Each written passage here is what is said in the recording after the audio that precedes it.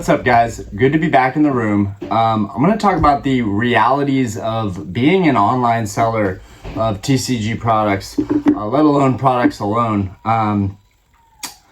So recently I put up a video where I was cleaning out our garage. I had this insane idea, and maybe just laziness. It was kind of a cool experiment because I got to actually see how much stuff I've actually been buying and what that looks like in terms of a carbon footprint. That was pretty cool because half my garage was full of packages, boxes from my orders, and a lot of stuff I threw out. So that's not even everything that I ordered. But the main goal of that was, I had started a year and a half ago selling on Mercari, and I was doing really well, actually. I've had like 14,000 in sales on that platform. Well, recently I've started selling on eBay, which is a place that I've really primarily been a purchaser of. I never wanted to sell cards. This was never something that I've been, trying to do. My intentions were always to basically be in my means and buy everything and mean to keep it. I'm not a person that likes letting go of their stuff. I'm not a person that likes going through the process of selling stuff, and even though I do it, it doesn't necessarily mean that I love it. I will say sales in itself is kind of an adrenaline rush as much as opening packs and winning an auction for certain cards. So it's kind of a nice balance. Now I'm going from the collector side of things that I've been in for the last couple of years. Now I'm moving into the sales side of things that I've been in, and hopefully this camera angle is okay. I have a brand new tripod. This thing is aluminum. It's sturdy as heck. So, but the angle is a little bit higher. I don't know if I should just get a higher chair or what, but hopefully the angle is pretty good. Anyways, we're going to talk about stuff that I've been selling and how that's been going so far as I start to unload some of my stuff onto the market. What I've learned thus far is shipping is very expensive. We don't have a printer set up here. I've always done everything, just I pay shipping. I've also had the idea that if you pay for shipping, you are going to get more sales. People are going to be more open to spending their money. They're not going to have to factor in that cost. I know from a professional standpoint, you should always just incorporate the sales cost. That way it's not eating into your margins. We're spending, people that sell stuff online, whether it doesn't even have to be Pokemon cards, but if you're selling stuff online, you have to factor in the cost of gas, your time, shipping stuff out. For me, I use the kiosk, so I'm punching stuff in on the kiosk, and that takes time. Today, I spent an hour inside of USPS as they repaired their kiosk, and I ended up writing out labels for some packages that I shipped out anyways, and I have tracking with those. Shout out to everybody that's been shopping with me. I really appreciate everybody. Of course, right as we were leaving, the kiosk was fixed. So it was just a nightmare today going to the USPS. And it's definitely making me sympathize a little bit more with people that have online sales and that do this kind of for a living and a permanent side gig, side hustle. What I've learned is, I'm trying to start with just by selling singles, package them really nicely, put them in top loaders, put them in nice brand new clear sleeves. And all of these will be up. I'll talk about that in a second. I will be putting those up on eBay. I have no idea how to get an eBay, my store link. I don't know if you can look up Orion's the Man on eBay, if you can find my listings that way. I don't know. I plan on constantly having active listings because these auctions are a great way to do some spring cleaning, trim down my collection a little bit, but also, as I've talked about, it's a pretty sensitive topic, but I've talked about it. I'm transparent on this channel. My mom needs a kidney transplant, and I am a match for her, so I'm kind of dealing with that, and I don't know if that went hand in hand with my buying addictions, and I just kind of went off the rails, and I've been buying a lot of stuff that I shouldn't have been buying, stuff that was way out of my, price range, budget, whatever you want to call it. Shouldn't have been spending the kind of money that I was spending. Now, I have that cleared up now. I have about $3,000 left on my credit card, which feels pretty damn good because it was $16,000. I figure another 2 weeks of work and I'll have my credit card paid off, and then I can start putting away for my retirement, saving again, investing again, because we would like to move into a larger house at some point. It's not something that needs to happen in the immediate future, but it's something that I can see us doing in the next 2 to 3 years. Anyways, a part of that means growing up and letting go of the things that I cherish most and love most, in terms of my, personal possessions, so that what I do love more than anything in the world, my family, can have a better future. That being said, I've learned a lot. So I'm trying to build up my reputation on eBay as a seller. So I'm doing these 99-cent auctions. They are charity based. I felt really good about that. I'm not sure if that's where the money is really going. That would be, only eBay knows that part of things. But all my auctions will be going to the Kidney Foundation. So I feel really good about that. 10% of everything goes to the Kidney Foundations. With my mom's situation, I'm way more sympathetic to charity than I have been my entire life. But a lot of the sales were just like, I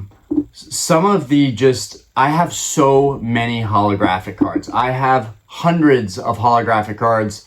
And I'm talking about the older stuff, right? I mean, I've got hundreds of the newer holographic cards. I've got everything in my binders now.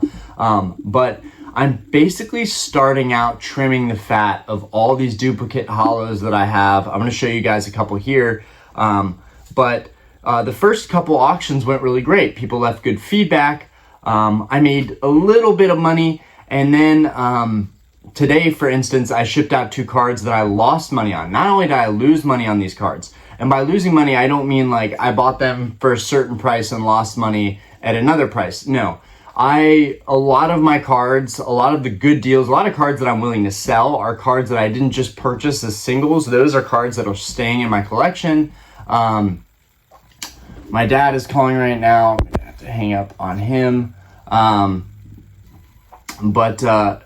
Hey, Diana, can you text Paul? Of course, I barely have time to even make videos with my family life and running the bar. So the stuff that I lost money on, they were just cards that I got a ton of, holographics when I bought certain collections.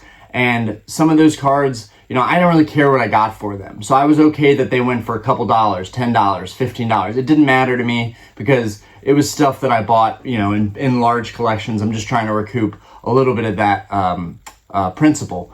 What I mean by losing money is the actual shipping on 2 of the cards that I just shipped out was actually more than what the auction went for. So I actually spent money to ship those cards out and build, a seller rapport. So I think that is an important part of being a seller. I think that you don't have to do it that way. I think that I'm doing it that way because I'm trying to build up feedback as quickly as possible, and the money doesn't really matter at this point. But I am thinking about doing it differently. I'm not sure how I'm going to do it. I'm still struggling with, am I going to build up more feedback by selling all of these cards as singles, or would it be easier? Obviously, it'd probably be more profitable, and I'd actually get what I paid for all the cards by shipping all of them out in one package together. It would save me a ton on shipping. But these are the cards that we have that are going up for auction this week. We have a Expedition Pharaoh. We have this Expedition Pharaoh. We have a Shadowless Ninetales. Not sure if it'll zoom in on that. Let me just... The Shadowless Ninetales. It's in fairly good condition, but I think I have 2 or 3 of those. We've got a base set Magneton.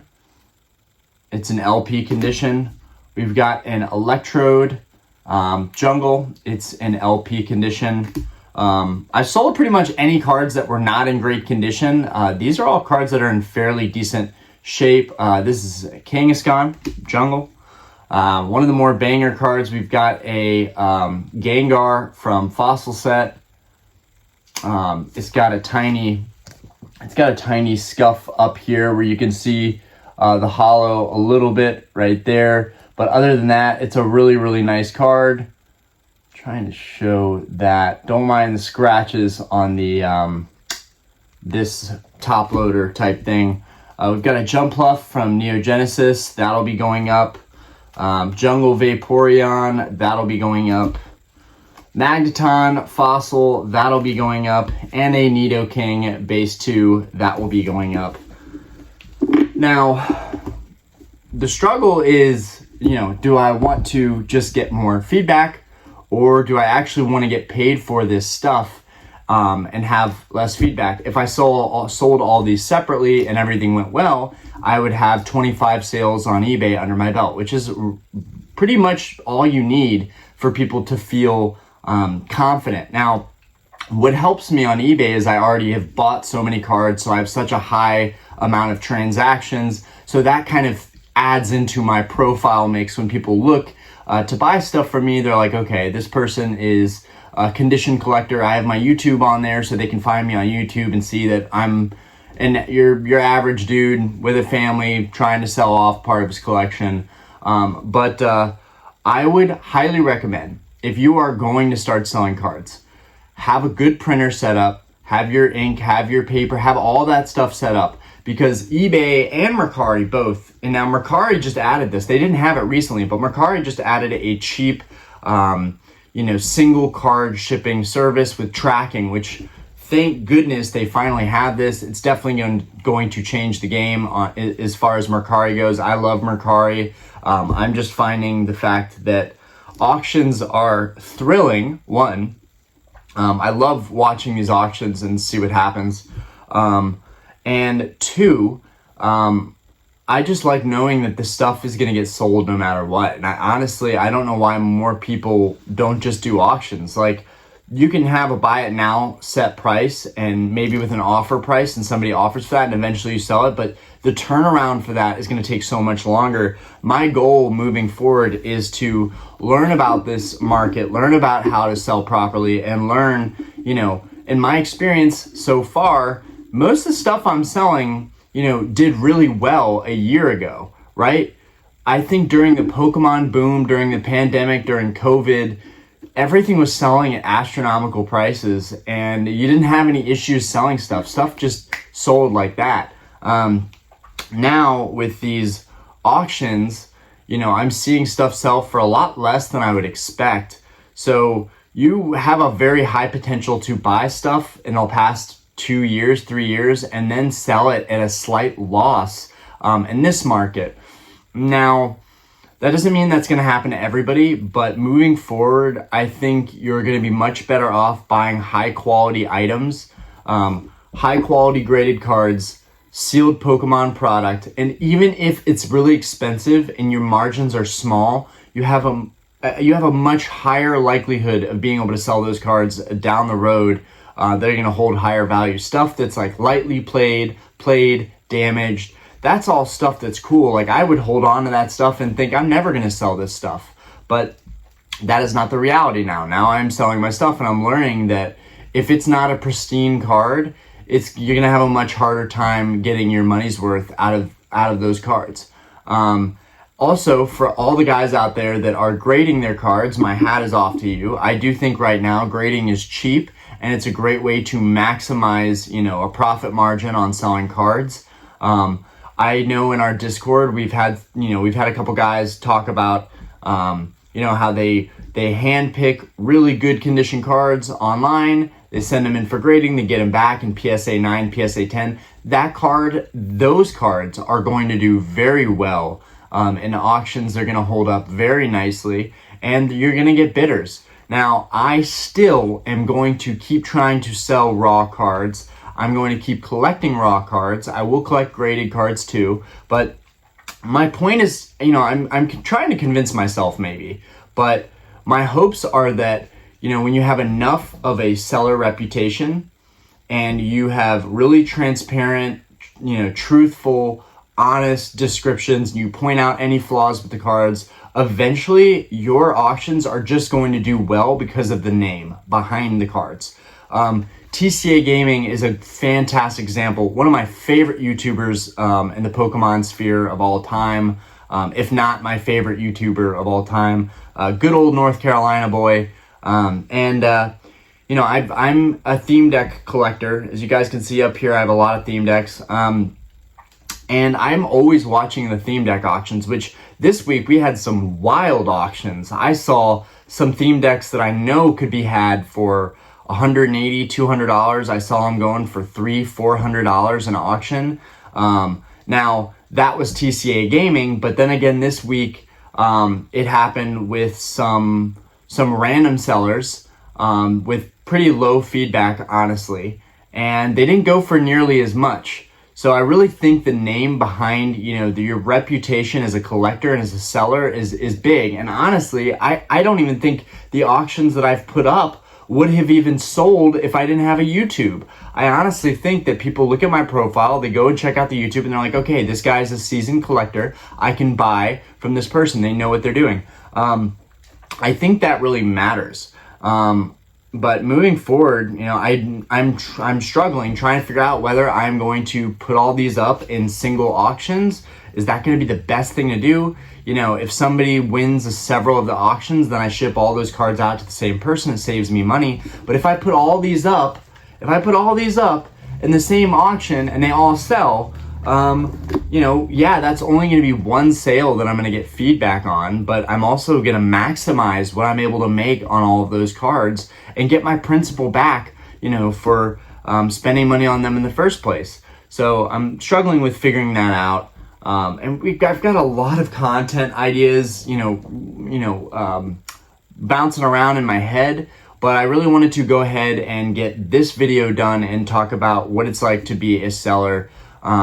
It's just the machine, the kiosk not properly working. Now this is on me, I'm old school. I know I'm not using a printer, I'm not printing out labels. I just go to the post office, I enter in the information, I get my labels, I ship it out. Now, normally it's a pretty straightforward process, and also my wife really likes some of the stores that are in that area. I know today we got Aspen some clothes with some of the money that I'll be getting from some of these cards, so that felt pretty good.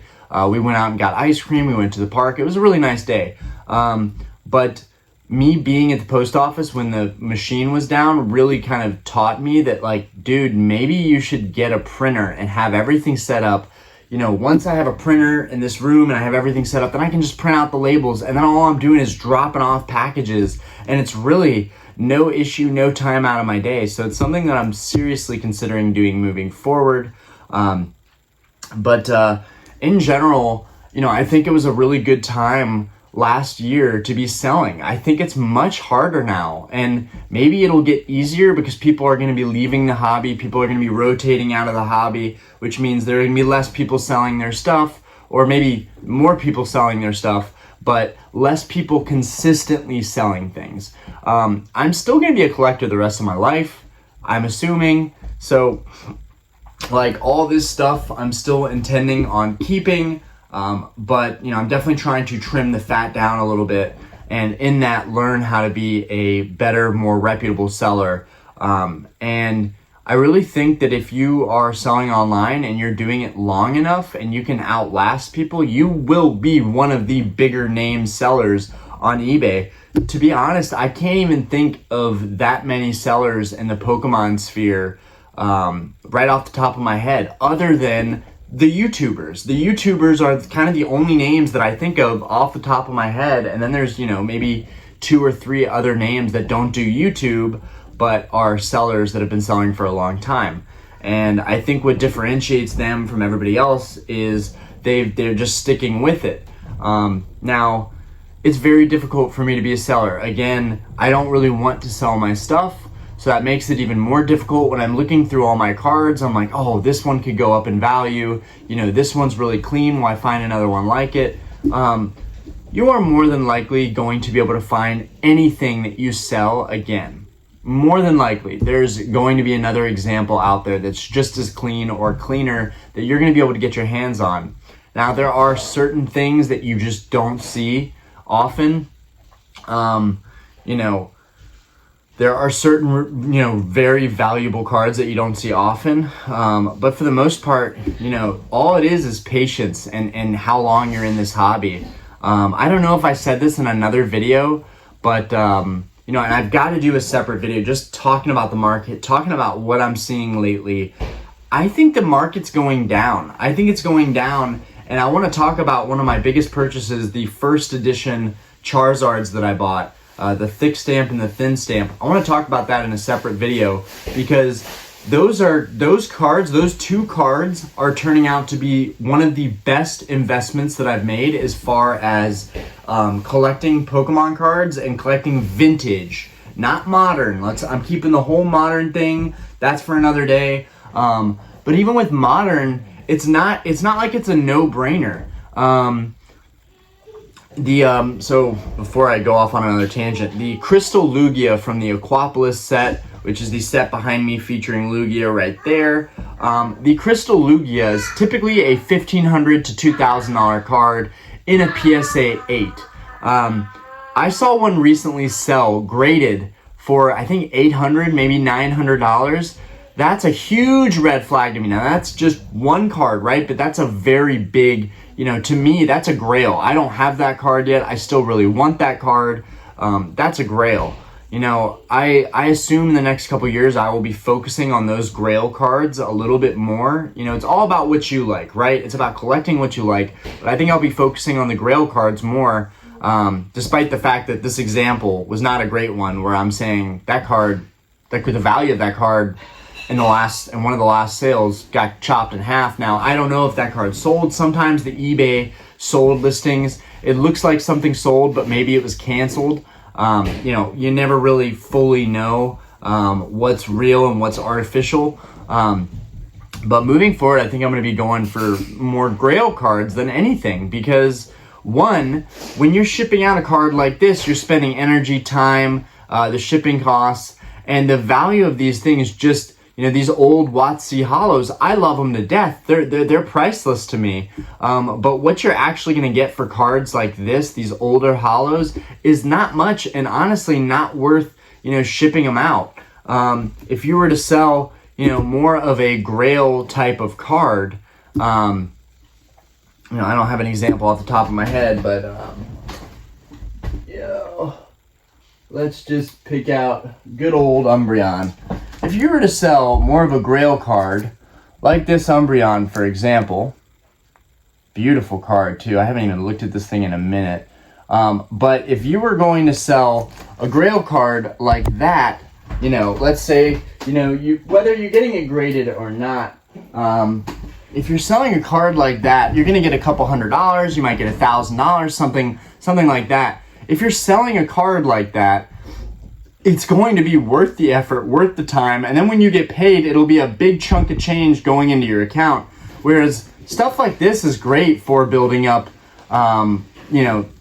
seller feedback, which is probably why I'm selling those cards in auctions, in single auctions, because I want to build up that feedback so that when I sell a bigger card, that card will get the proper attention and bidding that it deserves.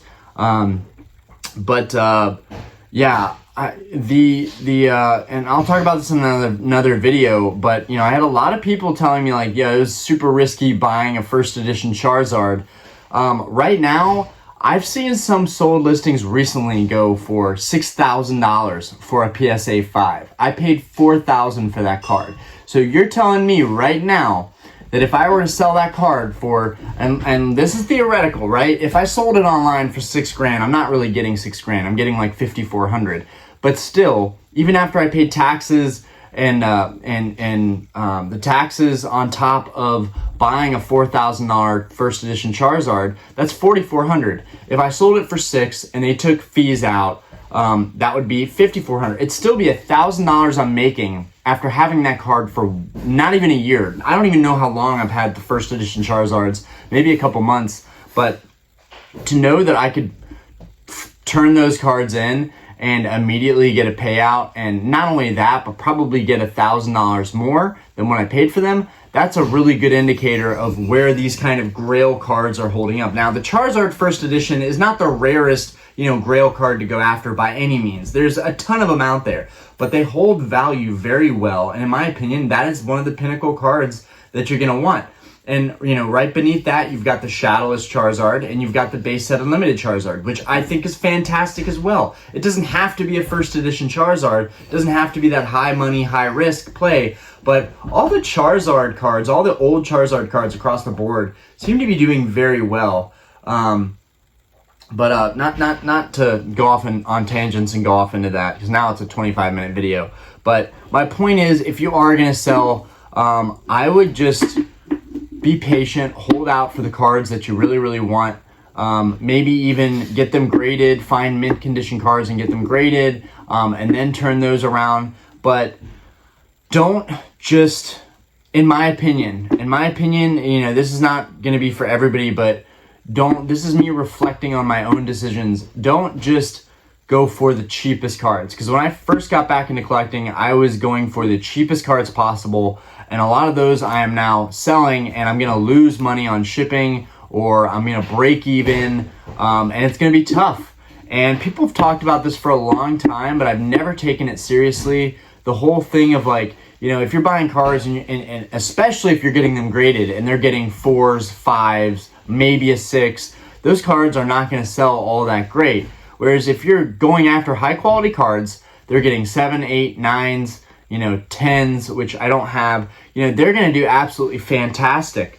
And you can still find these deals by buying in collections. But I'm going to save that for another video. This was just my, my little rant on, my experiences so far selling online and what I would recommend moving forward. Hopefully these do well in auctions. I'm going to be putting them up probably tonight or today. But I'm just going to learn more as I go and update you guys on that. And I'd like to do a live soon and open up some Scarlet Violet, despite the fact that I opened like 10 blisters of Scarlet Violet, 12, 13, 14 blisters of Scarlet Violet, and we didn't even pull the cord on. But I'd like to do a live soon and chop it up with everybody. Thank you guys for watching, and I hope you enjoyed the video. If you are selling though, even though I had a big issue stacking up and hoarding all my boxes and packaging, now it's really nice because I have all that packaging to reuse to ship stuff back out. So I still kind of stand by that. Anyways, guys, I'm gonna let you guys go. Peace.